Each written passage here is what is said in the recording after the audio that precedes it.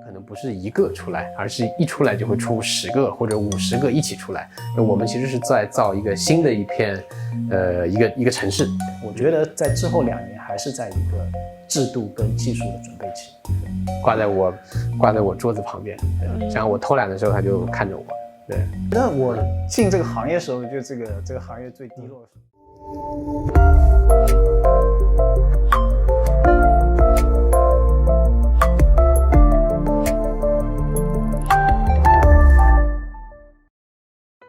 我是 PA News 的联合创始人兼主编毕彤彤。今天我们请到了 New 的创始人达鸿飞达叔，以及 Ontology 的创始人李俊先生。有请2位跟大家打个招呼。先从达叔开始。那我是达鸿飞。嗨，大家好，我是李俊。好，首先呢，非常恭喜2位，就知道2个公司在前一段时间刚刚达成合作，在推出开放性跨链平台。想知道就是咱们这个跨链平台是一个什么样的平台2家公司在这个合作中分别扮演怎样的角色呢？我先纠正一下，就它不是2个公司啊，就是我们其实是2个开源的这个2个开源项目平台。对，然后本质上它也不是个平台，它其实是一个协议，它是一套规范。然后我们的这2个开源的项目，只要遵从这套规范，就能够做到互联互通，可以进行互操作。所以它的意义就是两个可以互操作。那我们其实是这件事情的试水者，就是我们先做一下测试，然后在晚些时候我们会把这个协议会公布出来，它会成为一个完全开放的一个协议，就是完全中性的一个协议。那任何已有的区块链都可以参照这个协议，变成一个互联互通的一个大的网络。明白。对，你有什么补充？基本上因为双方都一直在研究跨链这个体系，所以说跨链因为到后面你很难在一个链上完成所有的资产化呀，或者所有的协作，所以跨链是一个大的部分。那因为我们有很多的战略合作的点之前，所以说这次在技术上更密切的连接跟合作，作为一个发起方吧，希望这个后面这个生态会越来越扩大，把这个更多的这个体系连接起来。那咱们的这个跨链技术和目前市面上比较火的，比如说 Cosmos、波卡等等相比，有哪些技术方面的一些优势吗？你来讲。李军。我觉得几个方式吧。第一个来讲是说，它还是会有一个大的部分说，除了资产的这个跨链这个部分，第二部分是说它在这个可以做到一些事务性的协作。因为在未来的话，你除了资产交换，这是一个所谓的基本功能之外，其实有很多的协作是在事务性协作的。那在跨链事务协作的时候，它所需要的协议以及它中间的这个协作的这个流程会有不一样。所以说在这个里面，我们可能这个上面做了一些创新性的一些改进与设计这是一个点。那最后在一些实现的一些细节里面，可能还是有许多的一个不同的实现。比如说像在它那个完全一个 hub 的形式呢，它是一个体系化，也是个网络化的体系。但我们在那个 hub 形式会比如说以 BFT 为形式的一条像这种 hub 的链。那这样的话，它在一个速度和这个去中心化的平衡性上能达到一个更好的一个灵活度，而且它本身那个真正支持你跨链的那个中间体，它本身的这个可信度也会有比较好的提升。那它以后业务模式也可以支持更多种业务模式。这是比较大的不同点，还有一些细节的点，到之后我们发版那个技术的白皮书会有更多的描述。大叔有补充吗？我觉得从我角度看，就2个大的这个特点吧。第一个呢是它不像其他的跨链技术是给你一个平原，然后你们可以在这儿造房子，然后我有一个技术呢能够把这些新造好的房子能够连接起来。我们的技术是你已经有房子了，那么我们或者已经有城市了，我们怎么样子能够制造城市间的公路，把这些已有的城市连接起来。那从我的角度来看，我觉得我们现在用的这个模式会产生的这个 impact 会更大一些，它会把已有的这种成熟的公链能够连接起来，这个是一个区别。第二个区别就是刚才军哥讲的，这个我们不仅仅是一个跨链资产，跨链资产是我们这个跨链协议的一个子集，我们是它的一个超级，这可以做跨链的事务一致性，就是我在 A 链上发生的事情，可以在 B 链、C 链、D 链都保持一致的有相应的事物发生，或者说一个区块链的智能合约可以调用若干个链上其他的这个智能合约，并且是有先后顺序的执行完毕。所以这个是我们的一个重大的技术的一个更抽象来讲的不同。对，就像您说的，这个未来我们这个开放平台，就是我们测试完成之后，也将会把技术开放给更多的这个公链，供他们去引用。我们会有 SDK 之类的。我觉得就我们是在做一个尝试，我们更想做的是，我们做了一点点尝试之后，会有更多的公链加入到我们一起来把这个变成更成熟、更完善。对，就是也是就是测试完之后，希望有更多的公链来加入，我们相当于是也是。我理解是一个跨链的一个联盟一样的。对，我们就做个原型，然后希望是所有的公链能够和我们一起来做这件事。像一套开放的协议，就大家都可以接进来，也不排除未来可能非区块链型的体系，它也可以跟这个产生交互性。所以这次可能正确定义，我们就没有把它直接叫成说 cross chain 有跨链的部分，而是一种互操作或者交互性的协议。这样的话是可以在一个更大范围内产生这种协作。明白，其实就是区块链的一些热点概念就是非常多，然后也每年都不断涌出。比如说从今年不论是 DeFi，然后再到 Staking，然后现在跨链，就您觉得就是目前什么具体的赛道是您比较看好，或者说是比如说很多人觉得跨链和 DeFi 是未来有很大想象空间的。我觉得这些所谓的赛道方向，我们若干年前都已经提过了，那个跨链都已经提了2-3年了吧。我记得在2016年1月份还是17年1月份，就 NEO 的第一届 DevCon 的时候，好像是18年1月份，我们就提到说跨链去中心化交易所这 Stablecoin 它其实是一系列的东西，你要有了跨链你才能够交易多种各样的资产，要有了 Stablecoin 你才有那个另外一个交易对可以跟这些 token 进行这个trading pair， 然后还有什么了DEX， 你要有那个 DEX 才能有一个这个场所去维护这些订单簿啊这些，对，这些以前都已经提到过，对，所以整体我觉得就是现在因为整个行业都在非常早期，不存在有一个概念一出来，即便我们也提了一些新概念，这个概念出来你就产生一个绝对的领先优势啊或者部分，更多的是在一个长期的这个执行能力，这执行能力包括你的工程实现能力。还有你的这个团队的运作、项目的生态扩展这些能力，那这些都是需要一段时间来去积累和，其实包括是外界也是对你的一种观察，所以基本上现在在市场上还有保持一定声誉和影响力的项目，它都是经过一段时间，大家看到了你的执行力，不管在技术上执行力还是在生态扩展上的执行力，这是一个大的一个方向。那基本上那几个热点，除了说跨链这个去中心化金融这个最后能成功的还是能把它执行出来的，所以这个是一个核心点。那我们的部分是说，在过去到2年，你有可能更长的历史当中，它已经在一定程度上证明了自己的这个执行力。那对未来这些点上的话，可能不管外界还是合作伙伴，他愿意相信说你们是有能力把这些事情不断往前推的，那这个可能可以吸引到更多的合作方一起来推这件事情。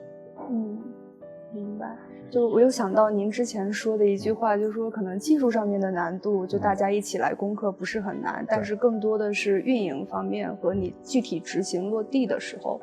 对这个团队的这个执行能力。对。然后刚刚达叔有提到这个去中心化交易所，其实您就18年年初的时候，这个我也有听到您这个观点，就是说您觉得未来中心化交易所肯定就是会这个逐渐去变弱，对。然后未来是去中心化交易所的一个时代，就您现在还是这个观点吗？我还是这个观点。但现在叫 DEX， 实际上它本质上更多的是这个叫 non-custodial exchange， 就不用托管资产的。你如果现在去翻那个小蚁的这个白皮书，你会看到里面有一个机制叫超导交易，就是提到说你可以在链上完成这个最后撮合的这个 settlement， 但是整个这个订单撮合这件事情可以在链外完成。你只要相信一个机构能够公正的维护一个订单簿就可以了。那这个模式实际上就后来的0x 啊，这个一些其他的什么 Loopring 啊，这些IDEX 啊这些的这个它的真正的这个模式。其实我们在比较早的时候大概就设想到这样的一个模式了，但是其实人的和团队的精力是有限的，你不可能做所有的事情。也很高兴看到有很多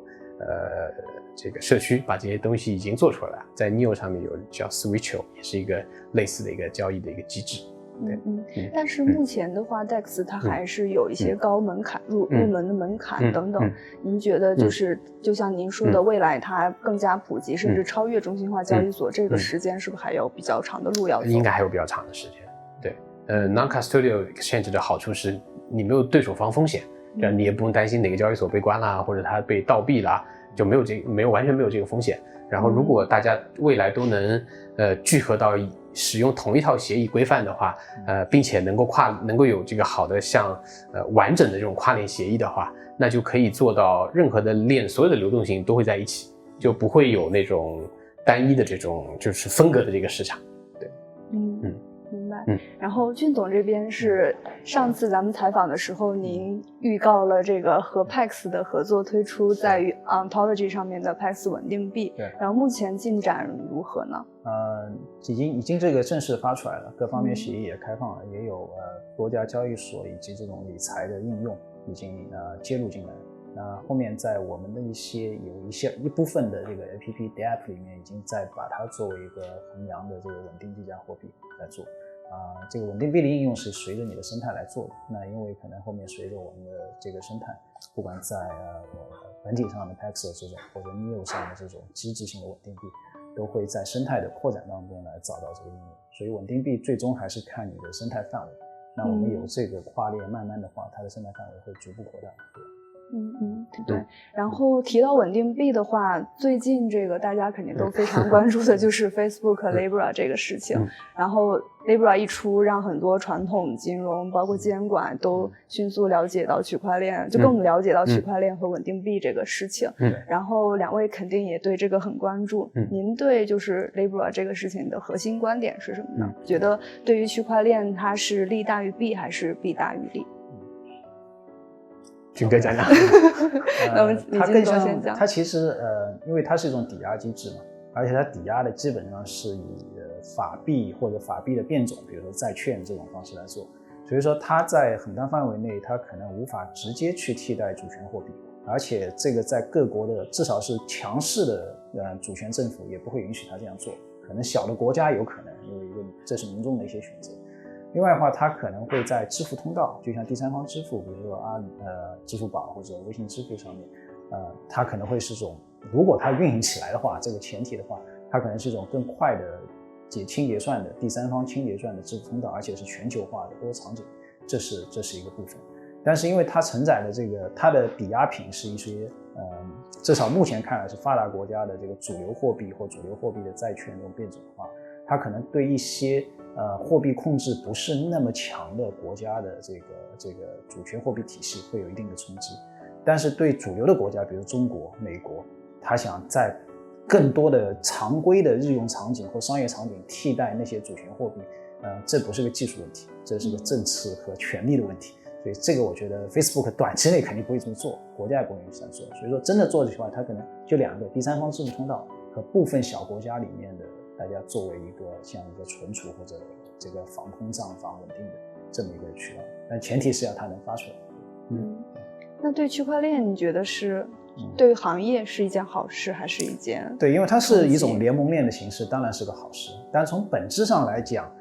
它即便不是联盟链，也就是以 Facebook 它的声誉来讲，它发一个中心化的 token 也是可以在一个中短期做到这件事情。但是它用联盟链和区块链方式来做，它也是想把自己变成一个控制者，变成一个更开放的形式来做这件事情。所以这个也让更多的主流行业或者监管认识到了这个区块链这种去中心化形式治理模式的优点，可能也存在一些问题，但是这是一个整的来讲是个好事情，把你带到了主流的目光当中去。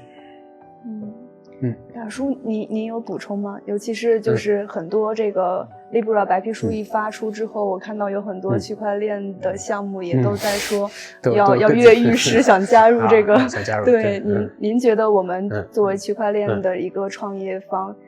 项目可以在 Libra 中扮演一个会融入吗？你扮演一个什么角色？我觉得可能会比较难吧，因为你看它的这个创始的20多个这个机构，基本上都是以美国背景的这个跨国公司或者美国的这个公司，那是有比较强的这个一定的偏好性的。那我到现在还没有看到有中国这个公司或者机构加入到这个联盟里面去，那我也不知道他们接不接受。对，另外我觉得他们就是 Libra 的这样的一个做法是相当于是，用信息的这个基础设施来，不能叫侵入啊，应该叫什么？叫把金融的业务搭在信息的基础设施上，来避免进入各个国家的金融基础设施，因为每个国家有自己的法律体系啊，这个金融监管体系，你要去接入它的金融基础设施是非常困难的。但是的话，它的这个做法在区块链之上搭了一个原生的小的金融体系，然后把这个东西用一个信息基础设施，它原来就有嘛，然后接入到各个国家各个这个法律辖区里面去。我觉得这是一个很聪明比较巧妙的一个做法。从本质上来看，可能也是一个正确的做法，就是未来的金融基础设施应该是搭在互联网之上，而不是它应该是互联网原生的，很多的这个规则啊、条件啊都是可以用代码来约定的，对，而不是在一个不透明的一个传统的模式里面。明白。就前面就是就我们讲到跨链，它可能就是一个链上的一个资产的一个转移。虽然我们这个就是有更多的一个就是事务性的这个转移，同步的这个操作嘛。但其实我之前记得李俊总有讲过，他说相比跨链，这个更重要的是跨界，就是怎么样让这个线下和线上能够打通。其实我觉得就相当于 Neo 的 slogan， 就是说要实现这个智能经济，然后就像这个 Ontology 的 slogan 是说这个 Ready for all business，其实就是未来就是我想您的跨界指的就是这个真正的一个落地。就是我们2位都是已经这个也是有很多年的这个历史了，你们肯定也经历了这个区块链的这个落地的各种难题。我想关于落地的这个问题，你们被问到很多。对，尤其您觉得就是这2年落地有越来越快的这样一个趋势吗？就速度在加快吗？尤其是您从现在来看的话，觉得有什么样新的挑战对于落地？我就简单说2句啊。我其实不是那么关心应用落地，在这2年，我觉得接下来至少1到2年吧，应该还是一个基础设施打造的一个阶段。然后我有个比喻就是，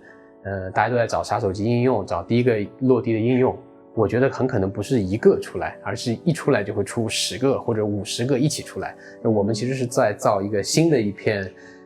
一个城市，在造里面的各种各样的基础设施。然后但是呢，从老的城市到新的城市之间那条路很窄，上面还有各种关卡，还有各种障碍。等到一旦新的城市的东西基本上基建都做好的时候，把那个障碍又克服了之后，就会一下子冒出很多大的这些落地的应用出来。我觉得我们现在离这个大规模的落地，我看还蛮远。对，首先我这边来讲说落地的方向，在这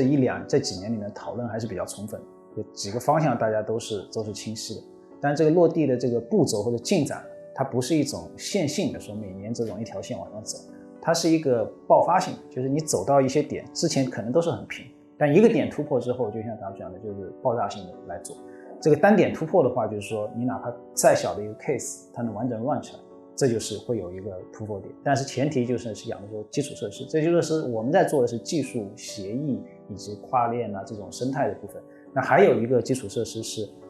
法律体系，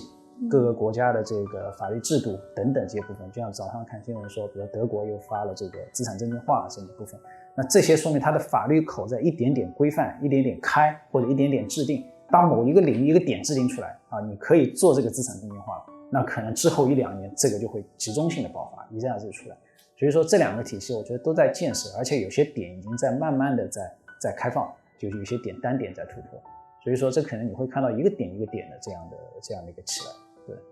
所以说这2个点可能是在，我觉得在之后2年还是在一个制度跟技术的准备期。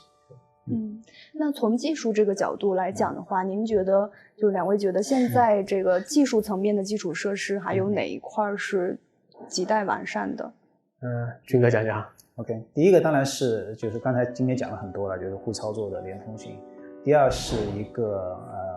安全跟稳定还是一个大前提，因为你如果要跑资产的话，这个安全稳定不单是说你在技术和协议层，还有你在长期的这种去中心化的分布式的运作和运维当中，你要证明自己。现在这些链都跑过几年以上，大家知道说你的稳定性，这个是一个技术上要去做的事情。第二个部分就是说，既然各个点你要去支持不同的法律体系，那你对法律体系的支持这个度上，比如说身份、数据、KYC 流程这些的弹性跟灵活性都是要能够支持。它不但可以做去中心化应用，甚至匿名应用，它也可以做合规应用或者以特定范围的应用。这种弹性具备了，你才能把那个跟这些监管或者跟这些政策结合起来，突破某些行业。所以这两个都是要去做的一个方向。大叔还有补充吗？技术上我觉得现在的分层跟这个还不够吧。就大量的应用还长在 Layer 1 上面，长在那个链上面。但我不觉得所有的应用都需要那么的去中心化。比如我们两个人完成一个我们两人之间的交易，为什么一定要让所有人？而且我们并没有异议的话，那不需要让所有的这个链上的节点都要为我们去验证、去背书，没有必要。只有在我们发生异议的时候，可能才需要事后的一个来处理。那这个模式就有点像今天的这个 State Channel 的这种 Layer 2的这些解决方案。而且同时的话，它可以就因为是这样，它可以解决扩展性的问题，它的性能会更好，延迟也会很低。同时的话，它因为是另外的信道，它也会解决一定程度解决隐私保护的问题。那我觉得可能我们还是要有更多的分层，然后有更多的这个更模块化就不太可能一个链解决所有的问题，因为不同的共识机制、不同的治理模式适合用来做不同的这个业务。所以有了跨链，能够把这些公有链一个一个的连在一起，上面有一个 Layer 2或者是什么样的一个技术，把它们做一次封装，然后再在上面长一些应用。所以这些应用不是长在某一个链上面，它其实是跟下面的很多链都有很多个网络都有互动，这也比较符合我们今天互联网里面的应用的这个模式。它不是背后只跟一个服务器在交换信息。对，明白。这个观点和我们上周末跟那个 AWS 一起有一个这个探讨，就他们也提到，觉得未来其实可能很多 DApp 它不是说跑在主链上，而是比如说它可以跑在云端，可以跑在分片里，可以跑在就是像达叔说的不同的 Layer 2或对这个里面。对，觉得可能基础设施还是任重道远。是，挺好的，那给了我们很多时间窗口，可以继续做喜欢做的事情。然后，两位就是也经历了，就是咱们区块链行业的一个高峰低谷，也有泡沫，也有这个就是泡沫短暂破灭之后，您觉得就年初的时候，我听达叔观点是觉得现在有可能还是处在一个被高估的一个阶段。对，您还是这么觉得吗？我觉得看用什么视角来看这个问题。就是你如果从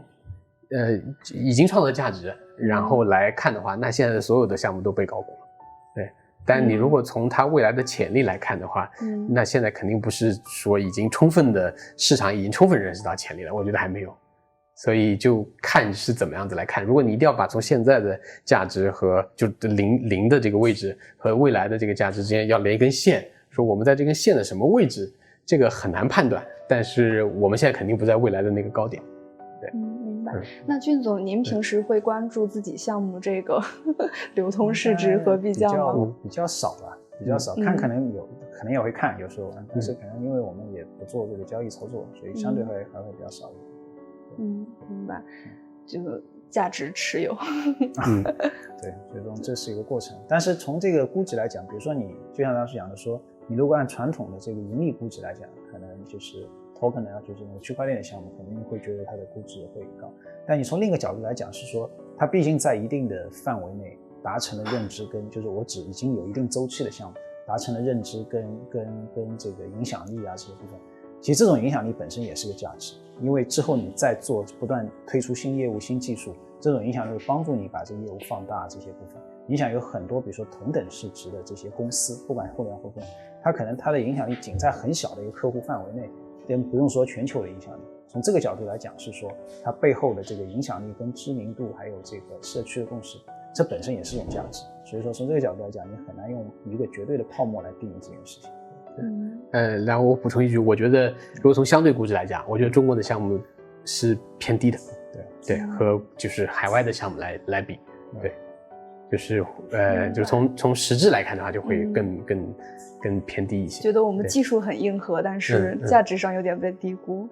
对，这可能有多种原因造成嘛。对，明白。那就是在这个市场起起伏伏和这个创业这个过程中，您有觉得很低落的时刻吗？就又是怎么样克服的呢？觉得是有什么时候？有什么时候很低落的时刻？对，倒没有特别低落的时候，让我想想有什么很低落的时候，或者说是觉得遇到了蛮大挑战的时刻。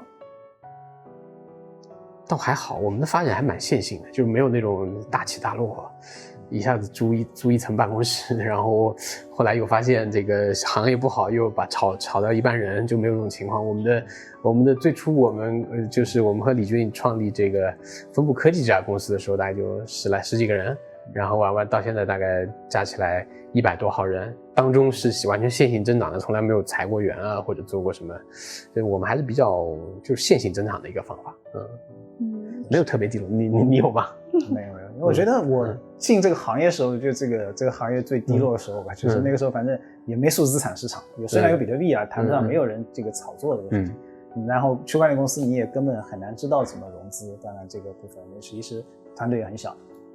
觉得那个已经是最低谷，后面这个发展其实来讲已经有不少幸运的成分在这里面，所以说从任何一个部来讲都是比以前更好的。所以这样的话，你的这个各方面心态各方面更稳，然后你就想你最初到这个行业来想做什么事情，你现在还在做，那这个就我觉得有个比较正常的一个过程。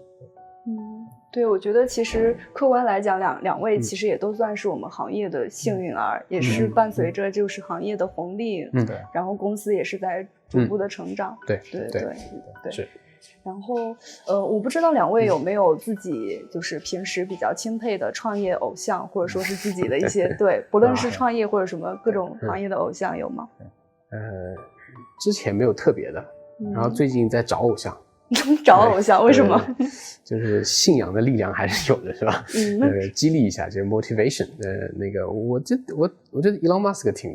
很棒，对。所以如果要说偶像的话，可能是 Elon Musk 吧。对，我准备买一幅他的画挂我办公室，对，挂在我桌子旁边，对，这样我偷懒的时候他就看着我，对。也可以买辆座驾。对，对。俊总呢？可能有点接近吧。Elon Musk 肯定也算是其中的一位，因为他这有重合了，那只能照实讲了，我不能再去凑一位。但是我欣赏 Elon Musk 倒不是说他的理念提了多少，我觉得他是一个理念跟实际能实干能结合得很好。他可以睡在工厂把一个车真正的盯出来他也可以自我学习去学很多部分，他也可以提出理念，这种人才是非常少的。他不单单是这点，我觉得它的全面性甚至在某些程度是超过乔布斯的，所以说这个上面我觉得这点还是在目前还是很多的。明白。而且他愿意做一些就不是发明140个字符的事情，他是做一些非常 fundamental 的这个创新的事情，对不对？对。上次在俊总采访的时候，您有提到说觉得现在就是这个行业竞争除了技术方面的竞争，其实还有一个很重要的因素，就是市场和这个企业形象的一个这方面也是非常重要的。对，那就想问一下，你们怎么看待波场呢？波场，最近反正就昨天开始看到密集的新闻，是吧？那也不知道哪个表述是靠谱的。我的感觉就是波场应该是就市场做得非常好。然后技术上稍微欠缺一些，但是也在做一些个，就是怎么说补课，这样子来讲吧。对，我没有特别强的这个，然后怎么说呢？就是我就肯定跟我的价值体系跟做事情的方式是不一样的，但是我尝试不去价值。对，明白。那俊总呢？我没有就我跟孙宇晨也见过好多次面，就我没有什么正面跟负面的感觉，这是实际的话，的确没有正面负面感觉。然后波场的很多的基因我们也不具备，倒不是我们想去这样做还不能做，而跟我们的定位可能也不同，这没有好有坏。但是从比如说就你达叔讲的，他的这个市场的运作方式有效度，特别他们的市场执行力，这些是可以去学习的这些点，只是可能你在不同的地方，大家有不同的点来做这个部分。比如说争议肯定会有很多的争议，但是我觉得说第一也看他做得好的地方，第二来讲我觉得就是一个比较正常的中立的这个心态来做这个判断。当然我们的刚才的判断都是基于公开信息的，对，就是如果有一些这个就台面以下的这个信息我们不知道，那就让司法机关去看吧。对，这个就我们没有这个判断的这个能力。对，行。还有一个问题，我不知道问的合不合适啊？就是其实今年年初的时候，我发现 NIO 其实是有一些高管的这个人员变动的。对，然后在之前的时候，我不知道内情啊，但是在之前的时候采访那个火币的李林总的时候，他有提到，他就觉得他自己现在还在学习的一个功课，就是这个人员的这个管理这个方面。对，您觉得您在这方面有遇到一些挑战吗？有，我觉得这是就是类似的吧。我觉得对于就是怎么管理一个组织，其实一直在学习，然后反思一下当时为什么会有高管的离职的问题，在于当你一个组织成长的相对比较快的时候，我们需要一个人来lead这个组织，然后呢，我们就把一个可能原来是一个中层的一个管理者，把他拔高到了一个高层的管理者，同时呢，没有给予足够的授权和这种培训啊、这种 coaching 啊这些工作，那么这个时候就会发生说，第一个他的权威性够不够，第二个他原来做的事情跟现在要做的决策性的事情、事务性的事情跟决策性的事情是很大差异的，他的能力是不是立刻能够做好？那么在这个过程中，如果团队内部的沟通又不够这个充分的话，就挺容易出现这种决策机制很不清晰，造成一些个误会啊，造成一些个这个效率会降低。那么当它发生到相对比较严重的时候，那你就必须有一个方式来解决这个问题。那最终的话，大家都会觉得，可能留在NGD 就是 NIO 的这个运营的这个实体内部，可能还不如他会在社区外去做一些贡献。就是说，并不是说某一个人的这个能力，他本人能力有问题，而是他的能力和这个位置不放在一个合适的一个 match 上面。对，这个也是我其实一直在反思的。我觉得这些事情最大的责任其实在顶层的管理者，而不是在那个要离职的人的身上。对，俊总有这些感受吗？当然，就是管理是一个就是永远要学习的功课啊，不断来走。那对本体啊让券的，其实人员的也会有人员的调整。更多的在我们的这个发展过程当中，比如说我们的这个人才战略不是去变成一个庞大的团队，而是变成一个精英团队，就像海豹突击队一样。所以说像今年我们的人才战略是在每个岗位的人才，它是要超过平均水平，所以这样的话可能对每个岗位的人才的这个挑战会比较大。但是这一个好处是说，如果你每个不同重要岗位的人才都是平均水平之上的这些精英化人才吧，他们在一起的化学反应会更大，我们已经感受到这一点。所以说这个时候我觉得是我们追求的一个方向。这种时候肯定势必会有一些人才调整，这也是考验这个组织和管理者的时候，这个我们也不断的在进步学习这个整个的过程当中。明白。我就现在其实 NIO 和这个 Ontology 都是很国际化的项目嘛，就是在我们这个国内和国外的这个沟通方面，有时候会遇到一些这个障碍和不顺畅的时候吗？肯定会有啊，就是你文化的这种价值观的这种语言的这种障碍肯定都会有，想办法克服呗，对，没有什么，也不是什么克服不了的事情。对，我们现在是在哪些国家有这个有当地的一些全职员工吗？我们的其实 NIO 的话就是在美国，在西雅图有个办公室，就 NGT Seattle， 它主要是负责开发者体验的，也会做一些开发者用的这个工具。对，和一些文档主要做这个工作，然后是原来的微软的一些高管和不叫高管吧，微软的一些管理者和这个很有经验的开发者在做这些事情。然后别的都是社区类型的，对，其他就没有全职的。明白。那本体在美国跟欧洲有全职员工，1-2个这样的全职员工，当然他们也是行业内算是原来是有比较多经验的人这样，其他的还是以社区的方式为主。在这个国际化沟通上面 ，BD 和商就 marketing 的应该还可以，因为很多也是国际化团队或者留学回来的，甚至里面有一些海外的大概海外的成员。但技术人员的确是这样，中国技术人员可能在海外的不单单是语言问题，这个沟通上面其实是要有一个进步的过程。就海外有很多的，中国有很多技术人员，他的技术能力甚至技术视野，并不比海外那些大家看到的技术大拿差，很多时候的确是这样。但是如何更好的表达，做这个技术的布道和甚至是宣传，这个其实也是一个功力。就中国的技术如何形成这个大家叫技术信仰、技术社区。这是一个大家需要进步的地方我刚才说漏了一个，那个 NGD 在韩国有一个代表，有一个代表人员，对。现在韩国这个市场大家都非常的看重。不知道，我几个月没去过了。俊总好像最近去过，对，还上了电视节目，对，参加他们那个电视节目。韩国目前应该是在这个比较火热的一个市场，因为它的政策相对更宽松一点。然后韩国的投资人，因为他在这方面投资，他对新的产品的投资，他可能是更有兴趣吧，应该是这个部分他的属性。所以说大家可能觉得韩国那个市场比较热，或者这个部分会有比较多的活动在里面。现在达叔是不是平时出差也不是特别多？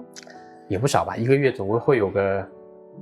5到10天。5到10天，那就是你们还有自己的这个业余的时间发展自己的业余爱好吗？就闲暇的时候，我觉得还行，我觉得还可以，就是反正一天有24个小时的，对吧？一天有24个小时的。对，那您空闲的时候，工作之余会做些什么呢？各种吃饭，吃饭。对，这个让我想想看啊，就前段时间我就特别爱吃火锅。对，辣的，然后吃到我都自己拉肚，每天都拉肚子。对，就各种口味火锅吃一遍，各种锅辣的火锅。然后如果去这个各个地方出差的话，可能会到当地的这个比较有名的餐厅去吃个饭。对，然后其他我还好，倒没有什么特别的个人爱好。那可能除了吃饭、睡觉时间都是工作。那没有，那也不至于。对，那俊总有什么？可能一阵子吧，以前可能比如看书会多一点，最近可能我好像就是体育运动的时间稍微增加了一点，可能是大概是对，大家都在强调这个市场不好的时候也要加强身体锻炼。市场挺好的呀。对，现在市场是挺好。对，行。其实我发现达叔好像就是去年3点钟之后，好像有一段时间就特别的低调，然后还甚至退出了一些就是那个群。对，太多群了，然后你也看不过来，然后很多消息会淹没在各种群消息里面，所以就退了一些群。然后现在又被拉进了不少群，对，所以退不干净，很难。就您也不是说有意想要这个隐退一下？还没有。我还这边想补充俊总一个问题，您前面说自己就是也会平时看看书，就有什么最近在看的书，或者说是很想推荐的书吗？最近我可能这个什么金融结构上面的书看的比较多吧，可能这个部分。最近要书的话，就是最近反正重看了2本书吧，这本书比较早的推荐书，一本叫债，就债务的债。就是5000年的故事，就专门讲这个债务的历史。还有一本是就叫账户，名字就叫账户，这个也是本书，就讲这个所有在金融吧的账户体系的变化。最终他还是讲到了区块链这个部分。这2个可能还是挺有意思的2本书。是跟您自己这个中金所的背景相关吗？喜欢看偏金融类型的？这个一阵一阵，我看书比较杂，对，也没有特别的方向，对。最近时间看这方面多一点。那达叔有自己推荐的一些书吗？我其实不太看书，然后我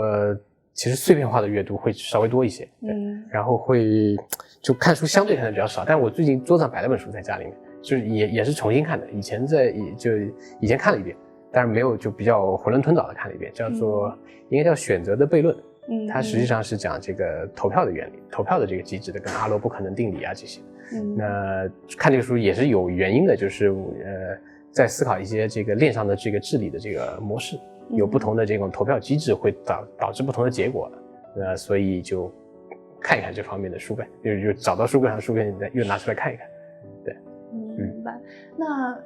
主要是前面你们说都挺顺利的，其实我还蛮想知道，比如说遇到问题的时候是怎么样克服，因为有的人就说可能就是从书中去找答案，就像您说这个对社区治理这块，会的，会，比如说你会上网看一些博客啊，比如像 Medium 上面的很多的文章，我觉得都写的挺好的，也包括公司的这种治理啊，组织的这种治理啊，也有很多很好的文章。所以我现在看书看的不多，主要是你要花那么长时间看书，没有那么能静下心来，会看一些短的一些东西。我这边其实问题可能就差不多了，然后最后想补一个问题，就是二位有没有就是因为我发现其实现在就有很多传统领域的可能也是连续创业者，现在也有跃跃欲试想进入区块链领域，就您对就他们在区块链领域创业有什么建议吗？俊哥好像我们的那个 Ontology 上面有合作一些，对，就是更部分是说还是要结合自己之前的经验，就是也不用把这些经验完全推翻，你之前的经验是你跟其他这个行业其他创业者最大的差异性所在，结合自己经验，如何把那些经验说我可以去中心化的服务或者区块链化的来做，这种可能效果跟这个最终的成果可能会更好，所以不要把自己的经验给抛掉，把这些经验融合过来，这是更好的方式。达叔有一些建议吗？我建议就是别把应用落地想那么美好，可能现在那个基础设施还没有那么完整，所以可能要做好长期在这个方向上奋斗的一个准备，所以不要一下子把战线拉得这个太长，也不要有一个过于乐观的这个短期内过于乐观的一个预期。对，对，行，那我们今天就差不多就这些问题，非常感谢这个达叔和俊总来接受我们的采访，谢谢。